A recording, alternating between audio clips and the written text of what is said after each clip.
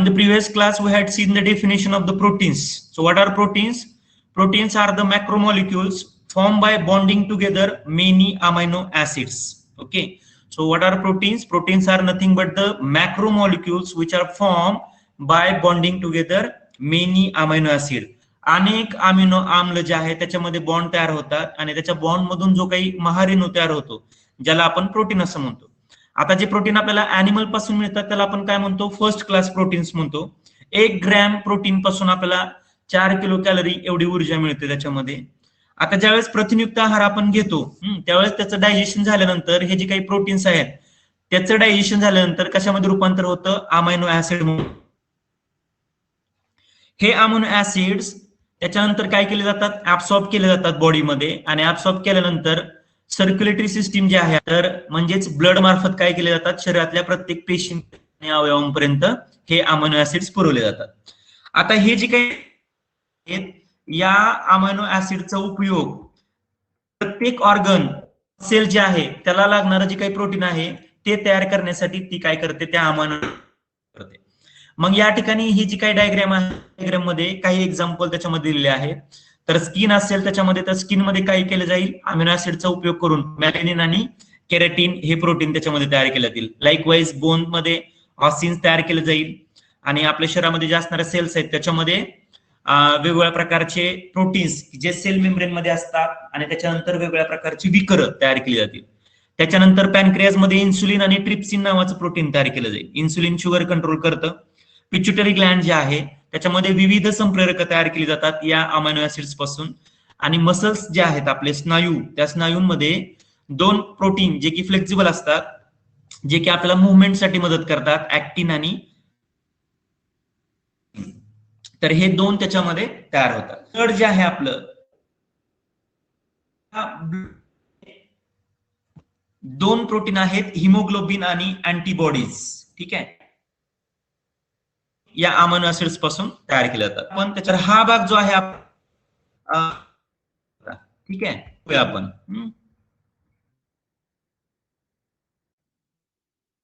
आपण कार्बोहायड्रेट्स आपल्याला कार्बोहायड्रेट मिळतं त्याच्यापासून किती ऊर्जा जे आहेत त्याच्याविषयी हा काय अडचण आहे? आवाज क्लिअर येत नाही सर. अडखळत आवाज येतो. बर ठीक आहे.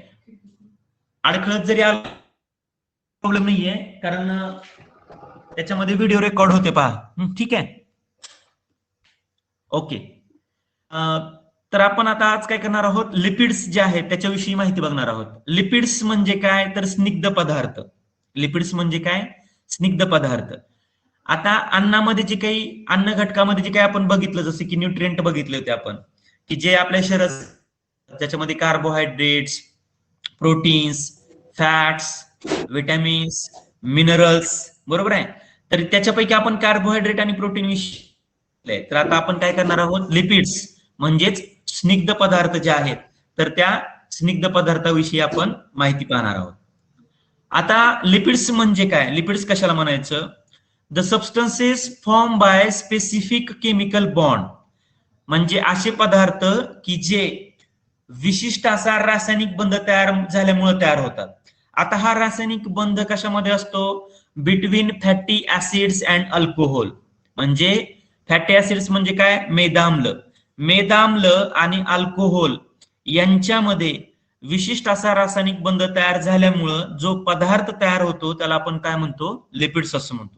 Okay, if the question is asking in exam what is mean by lipids, so you have to write there the substances formed by specific chemical bond between fatty acids and alcohol are called as the lipids. त्याला आपण काय म्हणतो?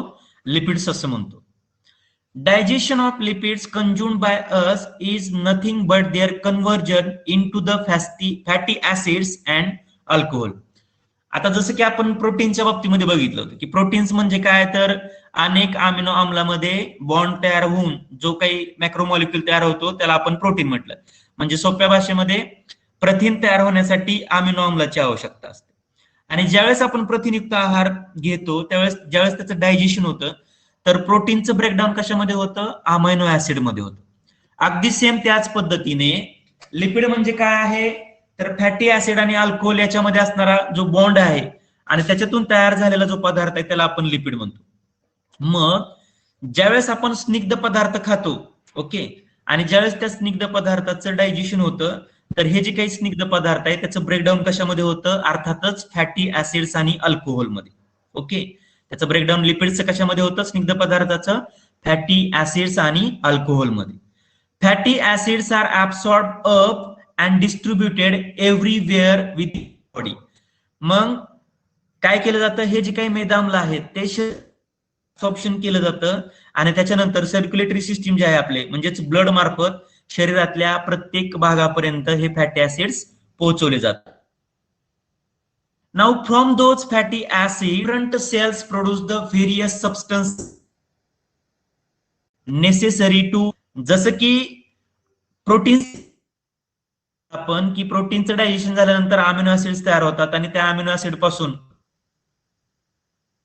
वेगवेगळ्या cells किंवा लागणारं प्रथिन तयार करतात. अगदी सेम त्याच पद्धतीनं ज्यावेळेस फॅटी लिपिडचं ब्रेकडाऊन फॅटी ऍसिड आणि अल्कोहोल मध्ये जे आहे त्या फॅटी ऍसिडचा उपयोग करून शरीरामध्ये असणाऱ्या जे काही प्रकारच्या पेशी आहेत तर त्यांना आवश्यक असणारे जे काही पदार्थ आहेत तर ते काय करतात?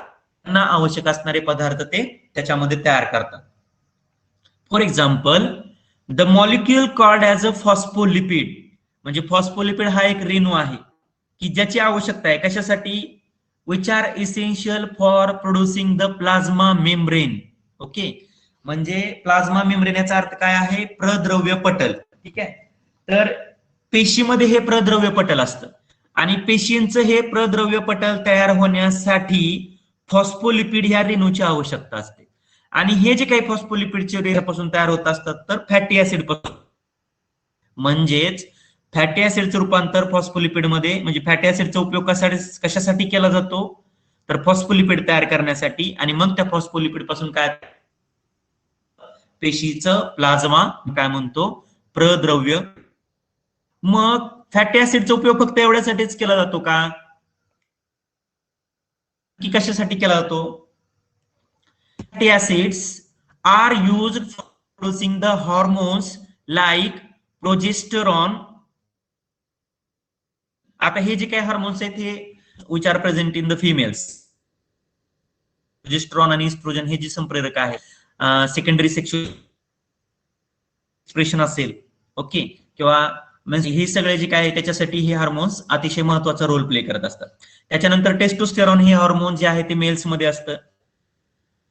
हार्मोन्स जे आहेत हे तयार होण्यासाठी सुद्धा कशाची आवश्यकता असते? फॅटी ऍसिड्सची आवश्यकता असते किंवा अल्डोस्टेरॉन असेल. सो हे जे काही हार्मोन त्या हार्मोन सुद्धा फॅटी ऍसिडचा उपयोग केला जातो. अँड द कव्हर आणि ऍक्झॉन जे असतात, आता नर्व सेल पेशी आपल्या सर्वांना, पेशीचे जे काही अक्षतंतू जे आहेत आवरण आहे, अक्षतंतू आवरण आहे ते करण्यासाठी सुद्धा मेदाम्लांचा उपयोग केला जातो. ओके, मध्ये 3 त्यांनी युजेस सांगितलेले आहेत. पहिला आहे जे काही सेल्स आहेत त्याचा प्लाझ्मा मेम्ब्रेन तयार करण्यासाठी, प्रद्रव्य पटल तयार करण्यासाठी आवश्यक असणारं फॉस्फोलिपिड जे तयार केलं जातं ते फॅटी ऍसिडचा उपयोग करून केलं जातं.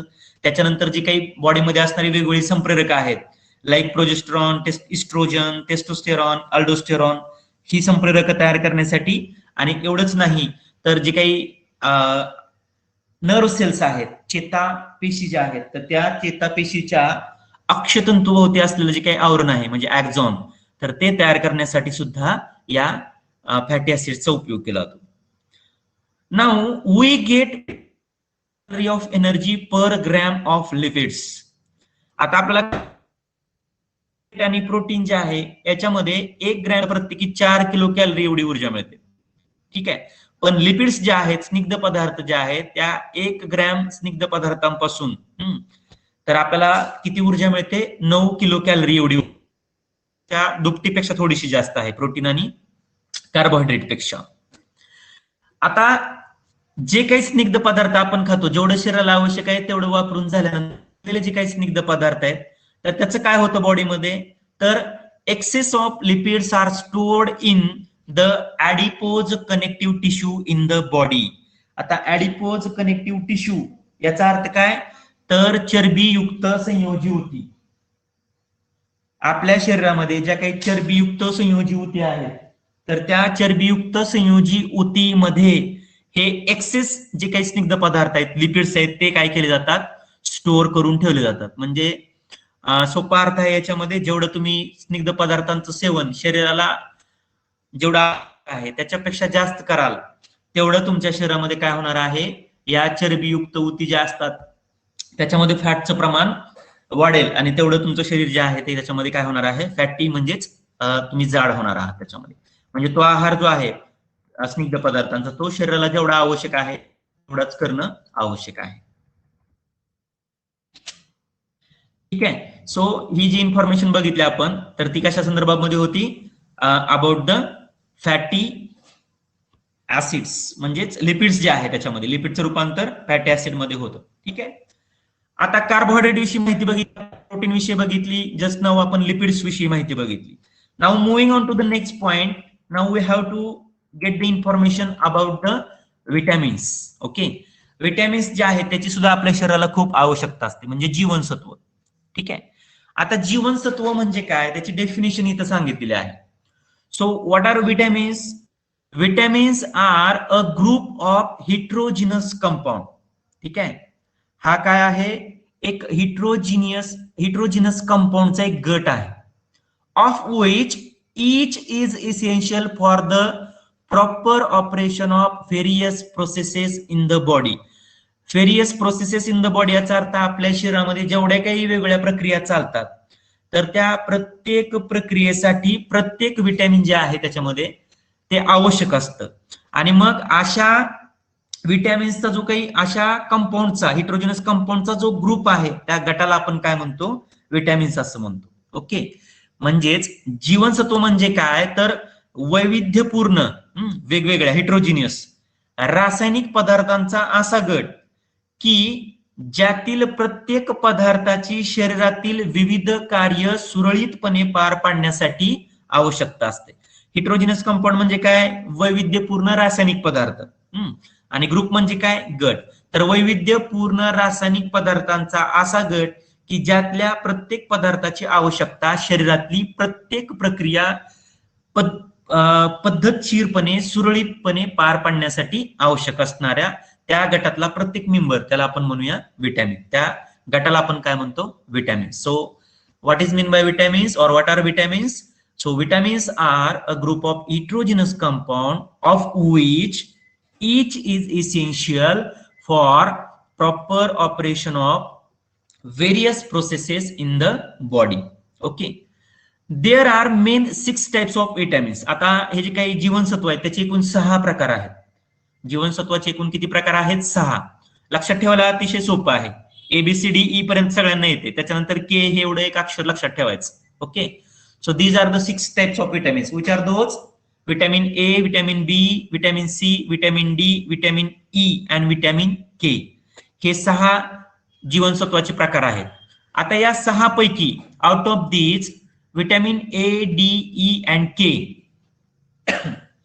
These vitamins are fat soluble. हे जे 4 विटॅमिन आहेत का नाही, ए, डी, ई आणि के, हे फॅट सोल्युबल असतात. फॅट सोल्युबल याचा अर्थ मेद जे आहेत म्हणजे स्निग्ध पदार्थामध्ये हे सोल्युबल असतात, विद्राव्य असतात, त्याच्यामध्ये विरघळतात, त्याच्यामध्ये डिझॉल्व्ह होतात. ठीक आहे. कोणते? विटॅमिन ए, डी, ई आणि के. ओके, हे त्या फॅटमध्ये सोल्युबल असतात.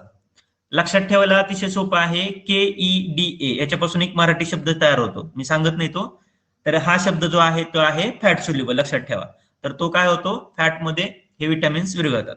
आणि त्याच्यानंतर जे उरलेले 2 विटॅमिन आहेत या 6 पैकी, विटॅमिन बी आणि vitamin C, these vitamins are water soluble. हे जे काही विटॅमिन्स आहेत ना, हे विटॅमिन कशामध्ये विरघळतात, तर पाण्यामध्ये विरघळतात. आता फॉर एक्झाम्पल सांगायचं झालं, विटॅमिन सी जे आहे संत्री, मोसंबी किंवा लिंबू जे आहे, लिंबू वर्गीय जे काही सगळे आहेत फळ, तर त्याच्यामध्ये विटॅमिन सी असतं. आणि आपल्याला माहिती आहे की तो जो काही विटॅमिनचा जो काही लिंबाचा जो काही रस आहे तो पाण्यामध्ये डिझॉल्व्ह होतो, म्हणजे त्याच्यातलं विटॅमिन सी जे आहे ते काय आहे, वॉटर सोल्युबल आहे. सो त्याच्यामध्ये हे लक्षात ठेवायचं की आणि वॉटर सोल्युबल विटॅमिन कोणते. Okay, now we have seen that FADH2 and NADH2 are produced in the processes like glycolysis and Krebs cycle. Aerobic respiration मध्ये आपण बघितलं की ग्लायकोलिसिस मध्ये पण आणि त्याच्यानंतर जी काही क्रेब्स सायकल आहे तर त्याच्यामध्ये सुद्धा काय होतात, FADH2 आणि NADH2 चे काही त्याच्यामध्ये मॉलिक्युल्स तयार होत असतात. ओके, मग आता हे जे काही FADH2 आणि NADH2 आहे तर त्याच्यासाठी सुद्धा काय असतं, विटॅमिन्सची आवश्यकता असते. बघा, विटॅमिन्स लाईक रिबोफ्लेविन, त्यालाच विटॅमिन B2 असं म्हणतात बरं का. म्हणजे विटॅमिन बी मधला हा प्रकार आहे विटॅमिन B2, त्याला काय म्हणतात, रिबोफ्लेविन. ओके, तर ते एक विटॅमिन आणि त्याच्यानंतर विटॅमिन निकोटिनॅमाइड, ज्याला विटॅमिन B5 असं म्हणतात बरं का. लक्षात ठेवायचे तुम्हाला, विटॅमिन B2 म्हणजे कोणता आहे, रिबोफ्लेविन, आणि विटॅमिन B5 म्हणजे कोणता आहे, nicotinamide. These respectively are necessary for their production. म्हणजे रिस्पेक्टिव्हली याचा अर्थ काय, तर FADH2 च्या निर्मितीसाठी विटॅमिन B2 म्हणजेच रिबोफ्लेविनची आवश्यकता असते आणि NADH2 च्या निर्मितीसाठी निकोटिनॅमाइड म्हणजे विटॅमिन B5 ची आवश्यकता असते. आणि आपल्याला माहिती आहे की त्याच्यानंतर FADH2 आणि NADH2 जे आहे याच्यापासून जे आहे ती ATP म्हणजेच ऊर्जा तयार केली जाते. NADH2 पासून 3 ATP एवढी ऊर्जा तयार होते, तर FADH2 पासून 2 ATP एवढी ऊर्जा तयार होते. म्हणजे शरीराला जी ऊर्जेची आवश्यकता आहे त्याच्यामध्ये सुद्धा हे जे काही विटॅमिन्स आहेत त्यांचा रोल अतिशय महत्वाचा आहे. तर ही जी काही विटॅमिन्स विषयी माहिती आहे तुम्हाला ती नीट लक्षात ठेवायची आहे. काय महत्वाची माहिती आहे त्याच्यामध्ये, पहिली तर एक डेफिनेशन, विटॅमिन्स म्हणजे काय, तर vitamins are group of heterogeneous compound of which each is essential for the proper operation of various processes in the body. विटॅमिन्सचे टाईप 6, त्यातला A, D, E आणि K हा फॅट सोल्युबल आहेत, तर विटॅमिन B आणि C हे water soluble आहे. आणि त्याचबरोबर FADH2 आणि NADH2 की ज्याची निर्मिती ग्लायकोलिसिस आणि क्रेब्स सायकल मध्ये होते, त्यांच्यासाठी सुद्धा विटॅमिन B2 आणि विटॅमिन B5 जे आहेत ते आवश्यक असतात. तर यांच्या निर्मितीसाठी सुद्धा विटॅमिन्सची आवश्यकता असते. ठीक आहे, आता याच्यानंतर पुढचा भाग बघूया. आता आपली जी बॉडी आहे त्या बॉडीमध्ये किती पाणी असतं, तर 65 ते 70% आपल्या शरीराचा भाग जो आहे त्याच्यामध्ये पाण्याने व्यापलेला आहे. Okay, there is about 65 to 70% water in our body. आपल्या शरीरामध्ये 65 ते 70% भाग जो आहे तो पाणी आहे. ओके, इच सेल, बघा आता याच्यात हे पर्सेंटेज वेगवेगळे दिले, त्याच्यामध्ये कन्फ्युज व्हायचं नाही. आपल्या शरीरातलं जर पाण्याचं प्रमाण विचारात घेतलं तर ते किती आहे, 65 ते 70%. आता त्याच्यानंतर आपल्या शरीरामध्ये असणारी जी काही पेशी आहेत तर त्या प्रत्येक पेशीमध्ये 70% पाणी आहे. पण ते कसं आहे, वेट बाय वेट. आपल्या शरीरामधल्या प्रत्येक पेशीमध्ये काय आहे, 70% पाणी आहे. किती पाणी आहे, 70%. पण ते कसं आहे, weight by weight. Weight by weight याचा अर्थ पेशीचं जे काही वजन असेल त्या पेशीच्या वजनी प्रमाणाच्या 70% पाणी असतं त्याच्यामध्ये. म्हणजे फॉर एक्झाम्पल समजा एका पेशीचं, फॉर एक्झाम्पल म्हणून सांगतो मी, एका पेशीचं समजा वेट जर समजा 10 ग्रॅम असेल तर 7 ग्रॅम त्याच्यामध्ये काय असणार आहे, पाणी असणार आहे. 70% पेशीच्या वेटच्या पाणी असतं. त्याच्यानंतर आपला जो काही ब्लड प्लाझ्मा असतो, ज्याला आपण काय म्हणतो, रक्तद्रव्य असं म्हणतो त्याला, किंवा रक्तद्राव असं म्हणतो, तर त्या ब्लड प्लाझ्मा मध्ये सुद्धा 90% वॉटर असतं. आपला जो ब्लड प्लाझ्मा आहे त्याच्यामध्ये काय असतं, तर रक्तद्रव्याच्या 90% पाणी त्याच्यामध्ये असतं. Okay, blood plasma also contains 90% of water. म्हणजे या ठिकाणी 3 त्यांनी पर्सेंटेज दिले, ते व्यवस्थित आपल्याला लक्षात ठेवायचंय की शरीरातलं पाण्याचं प्रमाण विचारलं तर 65 ते 70%, पेशीतलं पाण्याचं प्रमाण त्याच्या वजनी भागाच्या विचाराने जर सांगितलं त्यांनी वजनाच्या प्रमाणानुसार तर ते आहे 70%. आणि जर त्यांनी ब्लड प्लाझ्मा मधलं पाण्याचं प्रमाण विचारलं तर ते असतं 90%. Okay, so our body contains 65 to 70% water and each cell contains 70% water weight by weight and our blood plasma contain 90% of water. Functioning of the cell म्हणजे पेशींचं जे काही कार्य आहे and thereby whole body. आता एक लक्षात घ्या, आपलं शरीर जरी बहुपेशी असलं तरी सुद्धा त्याच्यामध्ये सगळ्यात महत्वाचं आपलं शरीर हे पेशींपासूनच बनलेलं आहे. म्हणजे पेशीपासून काय तयार झाले, टिश्यू, टिश्यू पासून ऑर्गन तयार झालेत आणि ऑर्गन पासून वेगवेगळ्या ऑर्गन सिस्टीम्स तयार झाल्या. त्यामुळं सगळ्यात महत्वाचा रोल जो आहे तो कशाचा आहे, पेशींचा आहे. पेशींचं जर कार्य झालं तरच शरीरातलं सगळं कार्य जे आहे ते व्यवस्थितपणे होऊ शकतं. त्यामुळं हे जे काही फंक्शनिंग ऑफ सेल आहे आणि एकूणच शरीराचं जे काही चालणारं जे काही कार्य आहे, ओके, ते डिस्टर्ब होतं कधी, even if there is a little loss of water from the body. समजा शरीरामध्ये थोडं जरी पाण्याचं प्रमाण कमी झालं तर त्याच्यामुळे काय होतं, पेशींचं कार्य जे आहे ते पेशी त्यांचं कार्य किंवा त्यांचं कामकाज व्यवस्थितपणे करू शकत नाही आणि पेशींनी त्यांचं जर काम व्यवस्थित केलं नाही तर पर्यायाने म्हणजेच आपल्या शरीराचं सुद्धा कामकाज जे आहे त्याच्यामध्ये ते व्यवस्थित चालू शकत नाही. For example, when we have dysentery, okay, there is a loss of water, okay, त्यावेळेस काय होतं, लॉस ऑफ वॉटर होतो आणि ते जर लॉस ऑफ वॉटर जे आहे ते बरोबर लवकरात लवकर योग्य वेळी जर त्याचं जे काही हे केलं नाही, त्याचं अकोमोडेशन केलं नाही किंवा ते भरलं नाही त्याच्यामध्ये, तर काय करावं लागतं, त्या व्यक्तीला ऍडमिट करावं लागतं, म्हणजे त्याला सलाईन लावावं लागतं आणि त्याच्यातून पाणी जे आहे ते त्याच्यामध्ये साल्ट आणि त्याच्यामध्ये पाणी त्याला द्यावं लागतं. आणि याच्यामध्ये जर पाणी त्याच्या शरीराला योग्य वेळेला नाही मिळालं तर त्याच्यामध्ये डेथ सुद्धा त्याच्यामध्ये होऊ शकते, उष्माघात होतो. त्यावेळेस काय होतं, पाणी शरीराच्या बाहेर वेगाने निघून जातं. अशा वेळेला शरीरातला पाण्याचा लॉस जर वेगाने झाला तर एकूणच काय होतं, पेशींचं कार्य बिघडतं, त्याच्यामुळे शरीरावरती त्याचा परिणाम होऊन त्याच्यामध्ये डेथ सुद्धा होऊ शकते. म्हणजे याच्यात सगळ्यात महत्वाचा मुद्दा काय आहे की जसं आपण बघितलं, कार्बोहायड्रेट्स, प्रोटीन्स, लिपिड्स आणि आता आपण विटामिन्स, हे जे जशी महत्वाचे आहेत, ठीक आहे, तसं वॉटर सुद्धा काय आहे, एक इसेन्शियल न्यूट्रिएंट आहे. म्हणजे पाणी सुद्धा एक काय आहे, अत्यावश्यक पोषक द्रव्य आहे. पाणी सुद्धा आपल्या शरीरासाठी अत्यावश्यक पोषक द्रव्य आहे. Okay, now along with all above mention nutrient, म्हणजे आता वरती इथपर्यंत आपण जेवढे काही न्यूट्रिएंट सांगितले त्याच्यानंतर आणखी काय आहे, फायबर्स, ठीक आहे. तर फायबर याचा अर्थ काय, तंतुमय पदार्थ. फायबर म्हणजे काय, तंतुमय पदार्थ. Fibres are also essential nutrient, तर आपल्या शरीराला फायबरची सुद्धा खूप आवश्यकता असते. फायबर्स जे आहेत त्याची सुद्धा आपल्याला काय असते, शरीराला खूप आवश्यकता असते. In fact we cannot digest the fibre. खरं पाहता आपण फायबर डायजेस्टच करू शकत नाही. मग बऱ्याच जणांच्या मनामध्ये प्रश्न तयार होईल की मग फायबरची गरज काय आहे. ओके, फायबर जे आहे ते आपण डायजेस्ट करू शकत नाही, परंतु तरी सुद्धा आपल्याला फायबरची आवश्यकता असते. याचं कारण काय आहे, they help in the digestion of other substances. आपण जे काही इतर पदार्थ खातो, कार्बोहायड्रेट, प्रोटीन किंवा जे काही पदार्थ आपण खातो, तर त्याच्या डायजेशन मध्ये हे फायबर्स मदत करतात.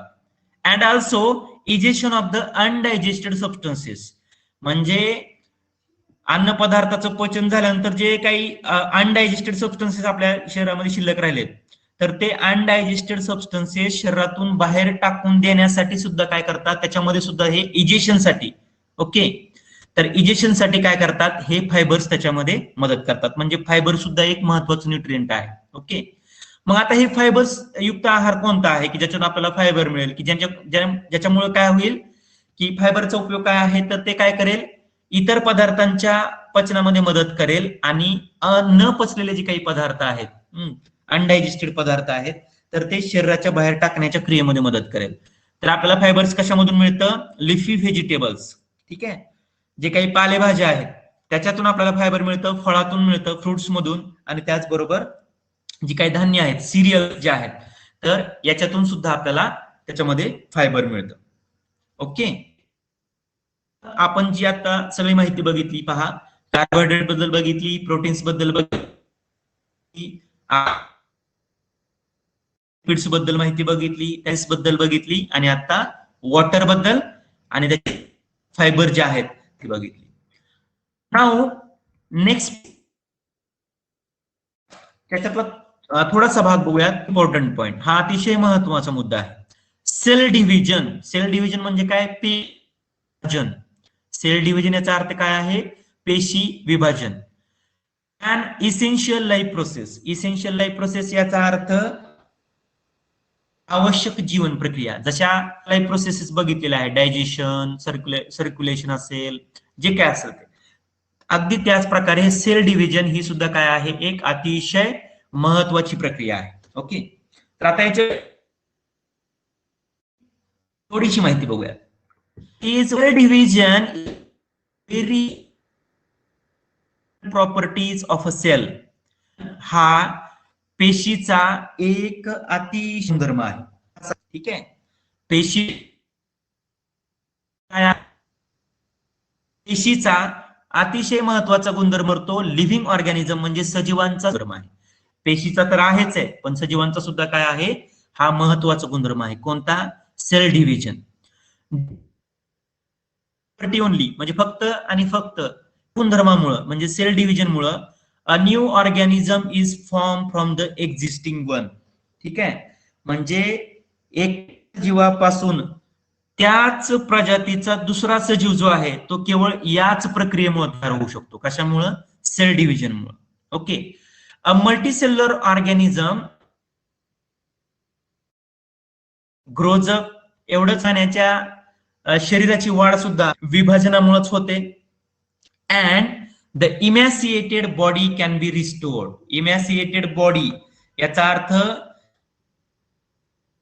शरीर जे आहे ते उपयोग करतो, तर त्यामुळे काय होत असतं, शरीराची झीज होत असते. तर त्या शरीराची झीज भरून काढण्याचं काम सुद्धा जे आहे ते कशाच्या मार्फत होत असतं? एका प्रक्रियेच्या मार्फत, आणि त्याचं नाव आहे सेल डिव्हिजन. म्हणजे या ठिकाणी सेल डिव्हिजन किती महत्वाचं आहे हे मी हे 3 याच्यामध्ये समजून सांगितलंय. एक म्हणजे नवीन सजीवाची निर्मिती पेशी विभाजनामुळे होते. बहुपेशीय प्राण्याच्या शरीराची वाढ पेशी विभाजनामुळे होते. आणि शरीराची जी काही झीज आहे ती सुद्धा भरून काढण्याचं काम सुद्धा आहे ते कशाच्या माध्यमातून होतं? पेशी विभाजनाच्या माध्यमातून. ओके.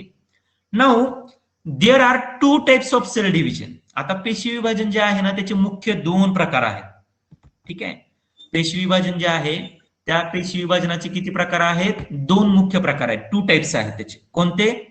मायटोसिस आणि मियोसिस. ठीक आहे. मायटोसिस आणि मियोसिस. मायटोसिस म्हणजे काय? सूत्री विभाजन. मायटोसिसला मराठीमध्ये काय म्हणतात? सूत्री विभाजन. आणि मियोसिस म्हणजे काय? अर्ध गुणसूत्री विभाजन. नीट लक्षात ठेवा. मायटोसिस म्हणजे काय? सूत्री विभाजन, आणि मियोसिस म्हणजे अर्ध गुणसूत्री विभाजन. आता या 2 प्रक्रिया शरीरातल्या कोणत्या भागामध्ये पूर्ण केल्या जातात? The mitosis occurs in the somatic cell and stem cell. आता स्टेम सेल जे आहेत ना त्याला मूलपेशी असं म्हणतात. तर याच्याविषयी खूप डिटेलमध्ये आपल्याला चॅप्टर नंबर 8 मध्ये माहिती पाहिजे आहे स्टेम सेल्स बद्दल. ठीक आहे. तर त्या फक्त लक्षात ठेवा. स्टेम सेल म्हणजे काय? तर आपल्या शरीरातल्या मूलपेशी. उदाहरणार्थ मी सांगतो, त्याची नाळ जी असते त्या नाळेमध्ये स्टेम सेल्स असतात. आपलं रक्त ज्या आपलं बोन मॅरो जो आहे त्या बोन मॅरो मध्ये सुद्धा स्टेम सेल्स असतात. ठीक आहे. तर मायटोसिस जे आहे ते कुठं होतं? एक तर स्टेम सेल्स मध्ये होतं आणि दुसरं सोमॅटिक सेल मध्ये होतं. सोमॅटिक सेल म्हणजे कायिक पेशी. म्हणजे मायटोसिसची क्रिया जी आहे ती 2च पेशीमध्ये पूर्ण होते. एक आहे कायिक पेशी आणि दुसरं आहे मूल पेशी, स्टेम सेल आणि somatic cell. Whereas the meiosis occurs in the germ cells only. Germ cell ज्या आहेत त्या फक्त जर्म सेल्स मध्येच काय होत असतं? मियोसिस होत असतं. ठीक आहे. त्याला जनन पेशी असं म्हणतात. जर्म सेल म्हणजे काय? फक्त जनन पेशीमध्ये मियोसिस होतं. Okay. Before study of cell division we should know the structural organisation of the cell. आता हे मायटोसिस आणि मियोसिस समजून घेण्यासाठी आपल्याला पेशीची जी काही रचना आहे, ठीक आहे, म्हणजे त्याचं रचनात्मक संघटन कशा प्रकारचं असतं हे आपल्याला माहित असणं आवश्यक आहे. And that we have studied earlier. Okay. आणि त्याचा आपण आधी अभ्यास केलेला आहे. स्टँडर्ड 7 मध्ये आहे बघा. Type of cell, plant cell, animal cell. तर तुम्ही जर विसरला असेल थोडंसं काही तर तुम्ही ते रिवाइज करू शकता. गुगल वरती पण सर्च करून प्लांट सेल आणि अॅनिमल सेल विषयी तुम्ही माहिती घेऊ शकता. Okay. Each sale has a nucleus. आता शरीरातली जी काही पेशी असते त्या प्रत्येक पेशीमध्ये काय असतो? केंद्रक असतो, न्यूक्लियस असतो. फक्त न्यूक्लियसच असतो का पेशीमध्ये? तर नाही. Besides other cell organelles are also. Organelles असतात त्याच्यामध्ये, ज्याला आपण अंगक असं म्हणतो, ज्याला पेशी अंगक असं म्हणतात. ठीक आहे. मग उदाहरणार्थ त्याच्यामध्ये गॉल्गी, मला वाटतं एंडोप्लाझ्मिक रेटिक्युलम आहे, मायटोकॉन्ड्रिया आहे, गॉल्गी बॉडीज आहेत, बरेचसे त्याच्यामध्ये ऑर्गॅनेल्स असतात. ठीक आहे. तर पेशी असतात, पेशीमध्ये केंद्रक असतो, त्याचबरोबर इतर काही त्याच्यामध्ये ऑर्गॅनिल्स असतात. तर याच्याविषयी जी काही माहिती आता आपल्याला बघायची आहे तर ते आपण काय करणार आहोत पुढच्या तासामध्ये पाहणार आहोत.